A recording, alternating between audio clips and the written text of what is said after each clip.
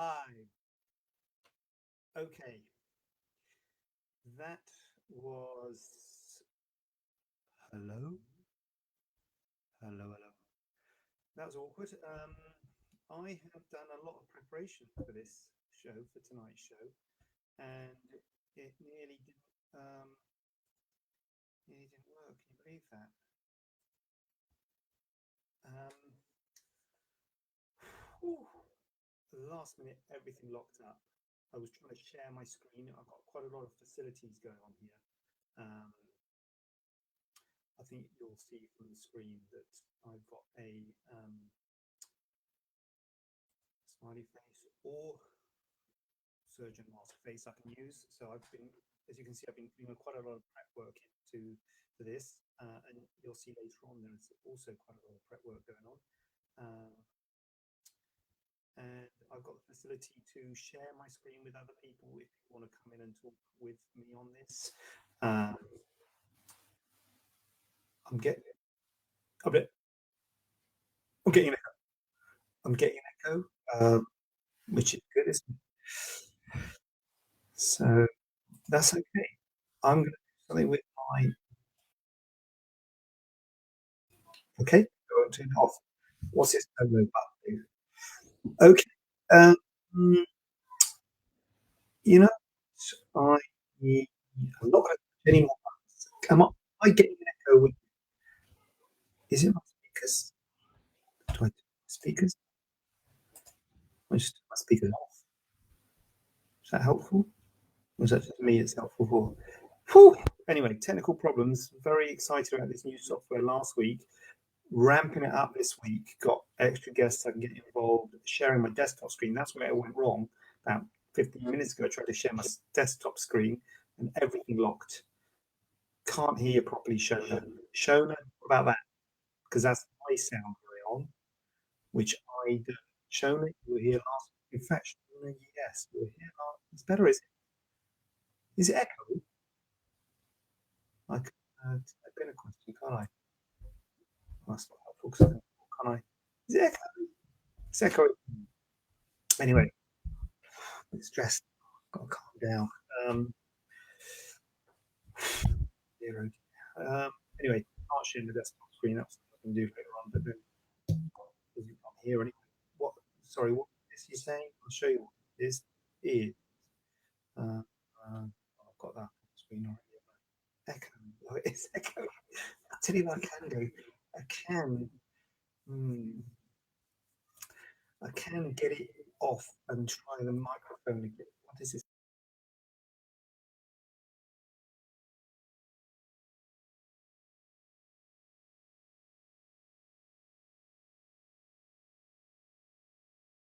I don't know what happened there. Did you? What happened for you? What was it like for you? I'd like to see it from you from the other side. Um, I anyway. Is it? In fact, is there any sound? I've lost sound. Have you got sound? Is there sound? Oh man, I should have just gone normal Facebook Live. I don't know what I did. Is the sound working? Shona, you there? Shona, help me here. Is the sound working? Show that's better. Well, there you go. Well, let's go. Let's go. I'm going to get through this because I am. Dear oh dear. I mean, I put so much prep into this. I put all the comments in the, not the comments, the questions in, all typed in. I typed it all in. Anyway, okay. Wow. Let's get into this. We got some questions going on, and I've got all the questions. While I'm waiting, while I'm talking, I'm going to put that up. I've got all the questions here. As ever, if there's any questions, oh God, I could have put that up. All good. Yeah, all good now. Right.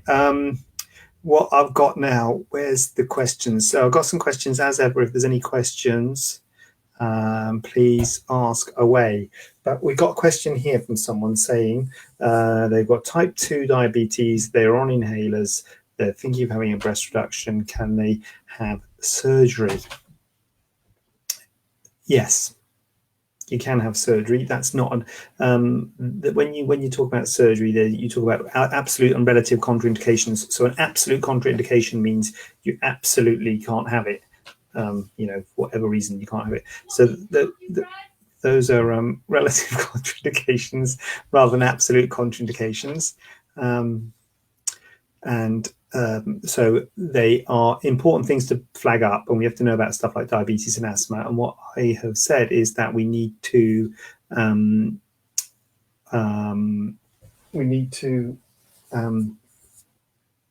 talk to the doctor who's looking after your diabetes and your asthma. Make sure it's well controlled. Make sure your diabetes is well controlled. We'd have to, we'd write to them, probably write to those doctors saying you're thinking of having this surgery. And we would also write to your GP, obviously, and let them know. If there was anything that could be done to make it better, then we would suggest that's done before having surgery, because this is elective surgery. It's planned surgery. It doesn't have to be done. It certainly doesn't have to be done at a certain time. So if there's something they can do to optimize your condition, or if your diabetes or your asthma is particularly bad at the time of surgery, we'd probably postpone the surgery. So we'd have you in the best physical state from that point of view. We make sure you're first on the list with regards to the diabetes, because we don't want you starve for too long. And the other thing we talked to you about risks, it depends on how bad your asthma is, as to whether there's any risks with sort of chest infections and things. But certainly with diabetes, there's an increased risk of infections and wound healing problems like that. So that's something we discussed with you to see whether you wanted to have surgery, given that there are these increased risks. But as I say, it's not an absolute contraindication. You can have surgery if you have medical conditions. And we have done surgery on people with medical conditions, but we have to talk to the doctors who are looking after those medical conditions to make sure they're happy, talk to you about any complications that might be increased the risk of, to see whether you're happy, and just do it in the safest possible way. Talk to the anaesthetist and what have you. So that would what we would do in those circumstances. Everything's gone quiet. I hope I've got audio still. I'm not talking to myself, but I'm going to push on. I should have that thing saying if you can't hear me, say something. So I'm assuming it's all working okay. Boom. Having breast reduction, are the stitches dissolvable? Can I expect a lot of bruising? And sizing, what's the minimum size? Don't want to be too small. So breast reduction, this is, yeah, stitches are dissolvable. Yes, they're dissolvable, so you probably won't see any of the stitches. In certain my situations, sometimes you see the stitch down at the T-junction, but stitches are all dissolvable, so you don't have to have any sutures or stitches removed. Bruising, can I expect a lot? No, there's not normally a lot of bruising with breast reduction. Sometimes you get a little bit of bruising around the fold where your bra sits, sometimes a little bit of bruising laterally on the sides, but nothing too drastic. So it's not normally a big thing. And sometimes people, I shouldn't be laughing at the bruising. I'm not laughing at the bruising. I'm laughing at me putting the comment in share. There is nothing funny about bruising. Let's be clear about that. Sometimes people talk about arnica. I don't particularly talk about arnica. I'm close enough to the mic. I don't particularly talk about arnica to my patients. Move a bit close to the desk. But some people say that it is good. I don't think there's any harm in using arnica. But that is something you could consider, taking arnica. That is something that you could think about, but I don't particularly recommend it to patients. But if they ask me, I say there's no harm in it, and some people like it and think it's good. So arnica is a possibility if you worry about bruising, but bruising is not normally a significant problem. Sizing, minimum, what's the minimum size? I can't remember how this question went now, but minimum size, don't want too small. Yeah, most people don't want too big when they have a breast reduction.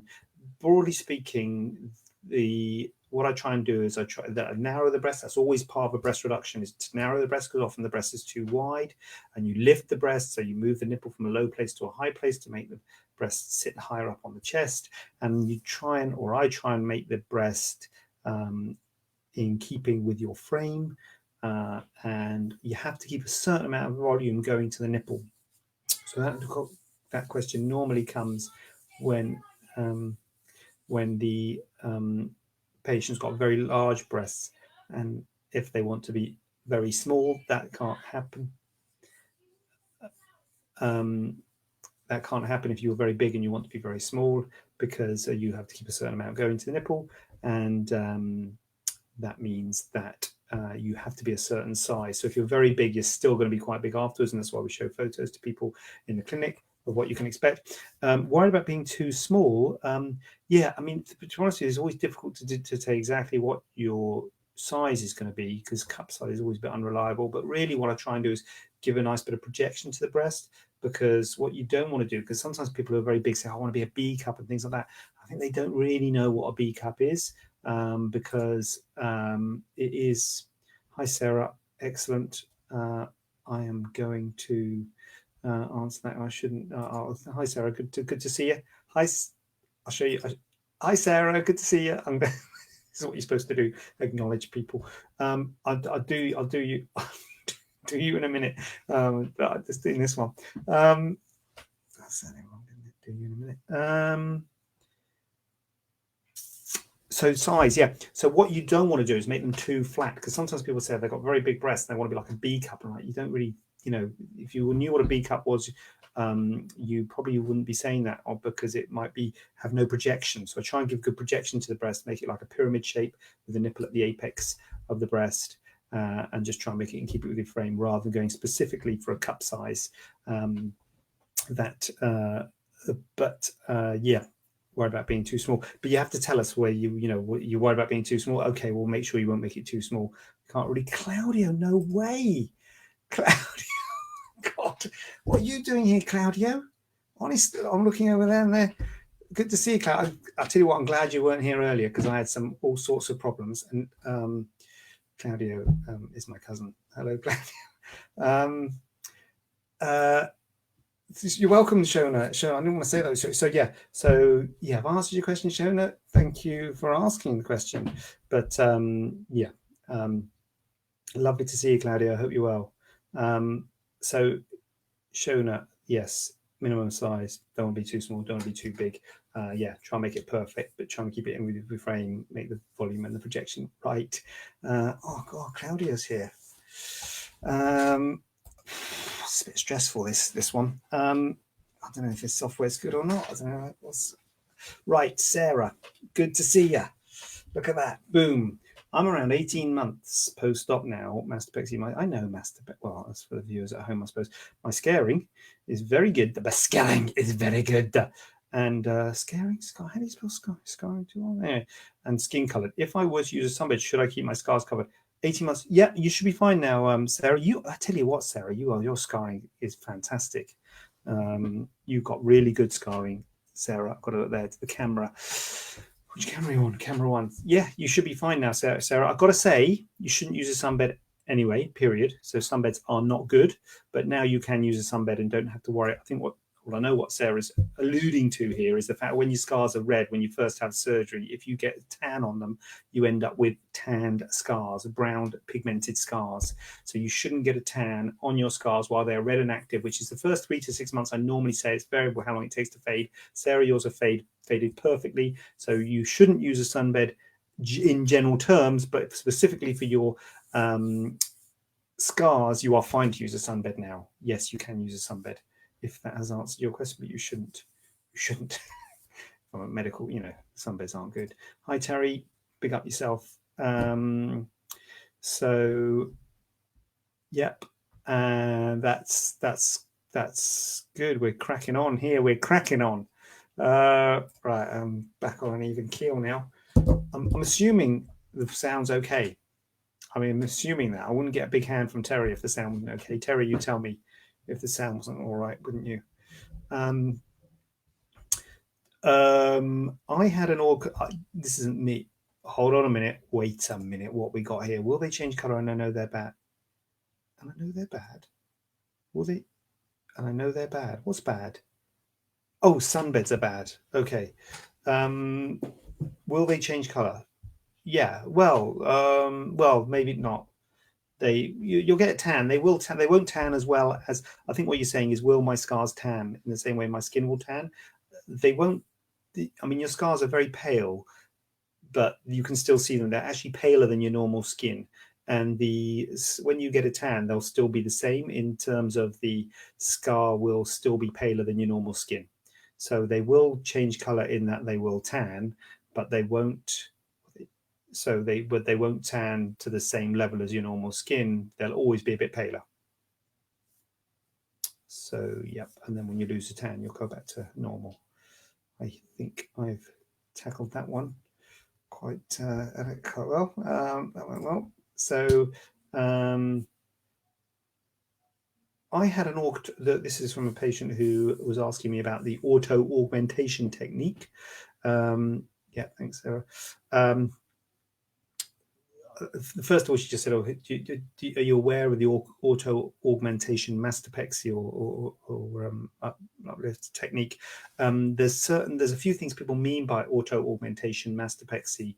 The one, the true auto-augmentation mastopexy is for people who had massive weight loss. People who have massive weight loss, who've got folds of skin on the side of their breasts and sort of hanging folds in their chest, and you can take the skin off those hanging folds. Hi, Hannah.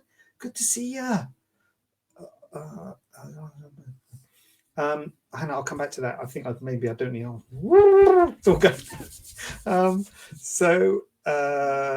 Yeah, that a real true auto-augmentation thing is when you have a massive weight loss, big rolls of skin, and rather cutting out those rolls of skin and fat, you de-epithelialize, you take the skin off them and just take that fat and you put it into the breast to make the breast bigger, like instead of using an implant.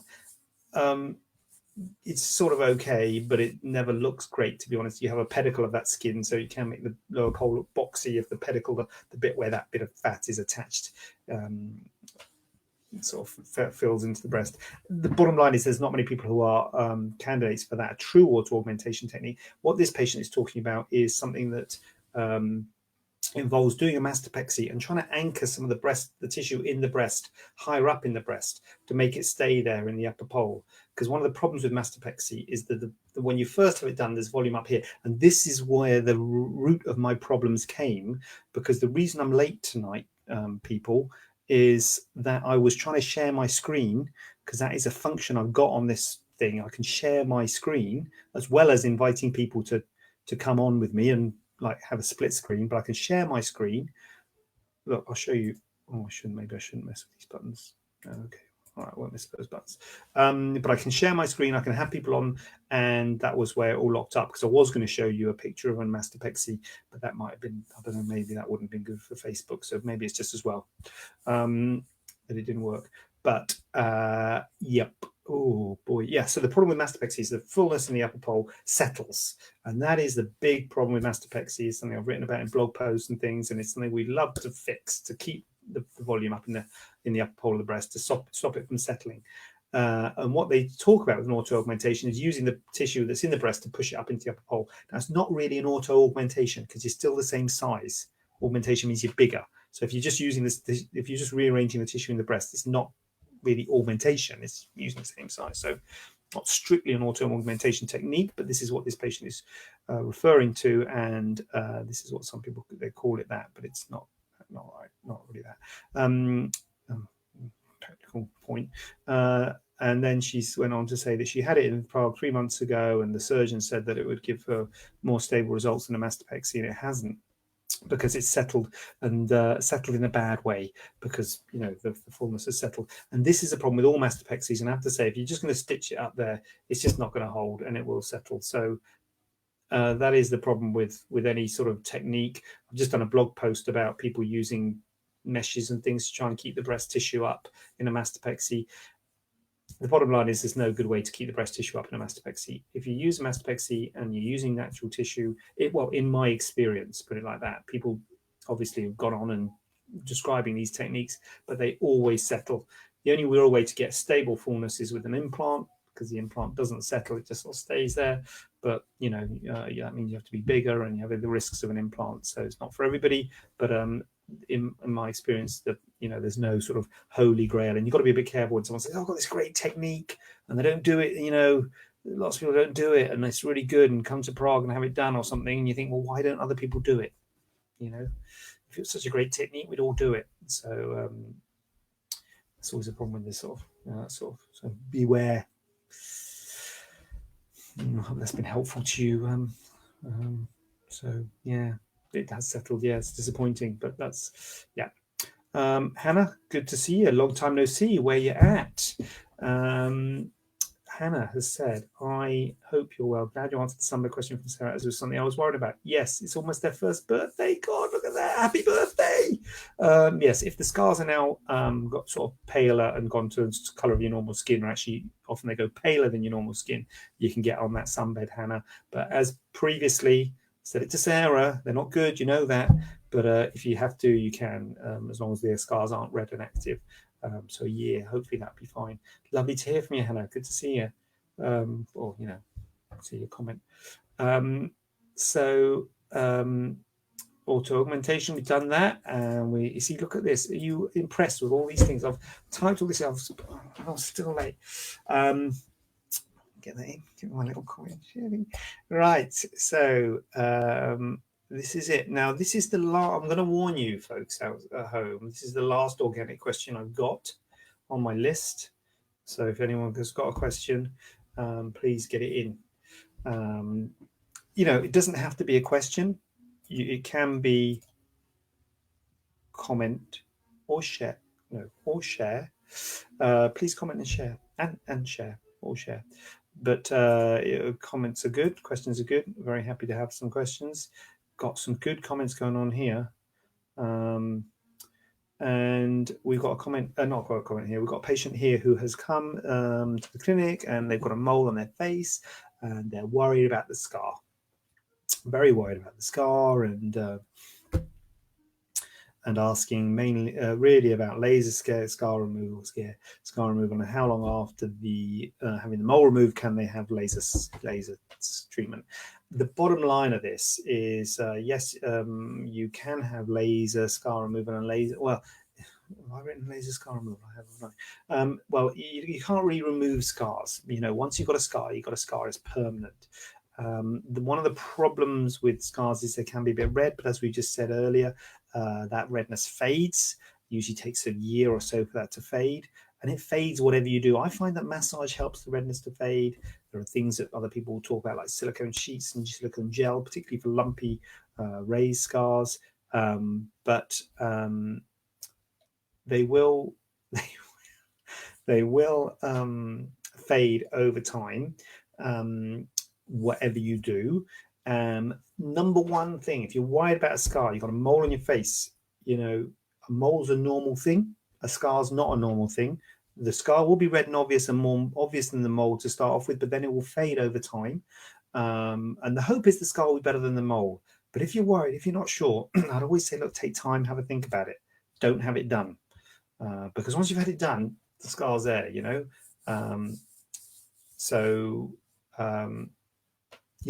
have to think about whether you're having a mole removed, because a lot of people say, oh, plastic surgeons, they're fantastic, they don't leave scars. The fact is, we take a lot of time, perfecting techniques with tissue handling and making sure we give as good a scars as we can, and we try and get the best scars we possibly can, but we still get scars. And the problem with the mole is that the mole is in a place, and we have to put the scar where the mole is. When we're making scars on the face, if you're doing surgery like a facelift or surgery to the eyes or the nose, we can hide the scar in places that we know will fade well. When you've got a mole or a cyst or a lump, you have to put the scar where that lump is. And the more you don't like the mole is probably because it's in an obvious place. If your mole was in your armpit, you probably wouldn't worry about it. Similarly, if you got a bad scar in your armpit, you wouldn't worry about it as much. Whereas if your mole's on your cheek or your tip of your nose or your forehead or something like that, you're going to be more conscious about it, but then the scar's going to be in the same place. So you have to weigh up that pros and cons. For me, laser scar removal, it's not, I don't know why I shouldn't have written laser scar removal. We can't remove scars. What lasers can do is they can help them to fade. The thing is, most scars fade whatever you do. So I would say, look, it might help it fade a bit quicker if you're sort of really worried about the scar, or you've got wedding or something like that. But we don't do laser at the clinic, but it's something you could consider. But for me, the scars fade anyway. The patient's asking how long after having a mole removed can I have laser scar removal. I give it 3 to 6 months minimum, and if you're champing at the bit to have it done, the laser. And I would say, to be honest with you, 6 to 12 months to see how it's going to settle on its own, because you might save yourself the hassle of having a laser scar removal reduction, I should call it, laser scar reduction, and the potential for complications with laser scar reduction. So laser scar reduction sounds rubbish. Laser scar removal sounds better. So yeah, you can certainly have it after 3 to 6 months if you want, but I say most scars will fade. But you've really got to question whether you want the surgery at all, because scars are permanent, and although they fade pretty well, particularly scars on the face, fortunately, you've got to decide whether that is right for you. Love the new system. Thank you, Hannah. Thank you for that positive feedback. Still, I love it too, Hannah, to be quite honest with you. I love this little thing with the little picture and the and the comment. I'm loving it, and I spent a lot of time there, but putting all the bits in. Sorry about the late start because of the desktop screen issues. I'm going to practice some, and you can practice on this, which you can't do on Facebook Live. So I'll get a bit of practicing on in the week, which is something for me to look forward to. Get that in the diary so I can get my screen shares working. We could also potentially have some sharing. I don't know how that would work. You'd be at home, on your computer and talking to me directly. Is that a good thing? I don't know. I'm happy to give it a go if you're up for it. But that's, thank you, Hannah. Thank you, Sarah. Thank you, Terry. Claudio, I don't know if you're still there. Great to see you. Thank you, Shona. I hope I haven't missed everyone who's been involved in tonight's production. And I am going to check myself out of this party. Do not forget, every Tuesday at 7 p.m. I'm here. 7 p.m. ish. I would have been bang on today if it wasn't for my screen locking. Thank you all. I hope there's nothing I missed. This surely I can't miss on these ones. And it's been emotional. And thank you so much. And Antonietta's here. Lovely to see you. Lovely to see you. Big hand to yourself, Antonietta. I don't know if you saw Claudio earlier. That's my cousin. So lovely to see you all. Family and friends. And I'm out of here. So thank you and good night.